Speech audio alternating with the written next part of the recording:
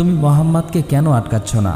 সে তো চাইলে তার স্ত্রী খাদিজাকে নিয়ে অনেক সুখে থাকতে পারে, তাহলে সে কেন বারবার আমাদের বিরোধিতা করছে? আবু লাহাব বলে, ভয় পেও না, আমাদের খোদা আমাদের রক্ষা করবে। মক্কার অবস্থা তখন এমন হয়েছিল যে মক্কার ভিতর এবং আশেপাশের সব জায়গায় মূর্তি পূজায় চলত। সকলেই তখন চারিদিকে আল্লাহর সাথে শিরিকে লিপ্ত হয়ে যায়। এদিকে মুহাম্মদ সাল্লাল্লাহু আলাইহি ওয়াসাল্লামের উপর হেরা গুহায় ওহী নাজিল হতে থাকে। 3 দিন পর রাসূল সাল্লাল্লাহু আলাইহি ওয়াসাল্লাম প্রচণ্ড জ্বর গায়ে বাড়ি ফিরলে তার সাহাবীরা এবং চাচা আবু তালেব তার জন্য দুশ্চিন্তা করতে থাকে।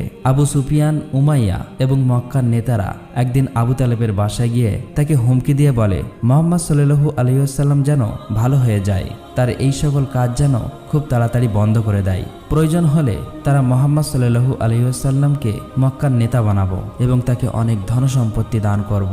কিন্তু রাসূল সাল্লাল্লাহু আলাইহি ওয়াসাল্লাম তখন তাদের সকল কথা প্রত্যাখ্যান করে দেয়।